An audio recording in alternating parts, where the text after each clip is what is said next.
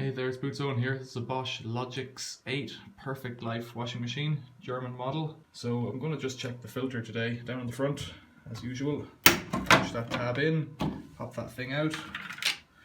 Got a little hose pipe in here we can open, but I don't know if I'm going to bother because on this machine we are right near a floor drain, so I'm just going to go for it. I think it's not my house. It sounds a bit crusty, which is good. The water's coming out pretty skanky there, so that's a good sign really. It's a bit cleaner now. There's a little bit of something there. It's a little tiny pin and some. That feels okay really, however. Yeah, I can't tell if that would have been the issue. Shouldn't be anything in there.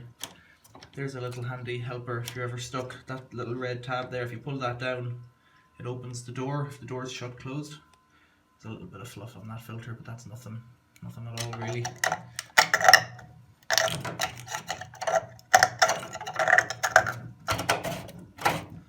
Screw that back in. Okay. That hose back where it's meant to be. Right, so that was the Bosch Logixx 8, how to clean that lid filter. Thanks for watching, see you later.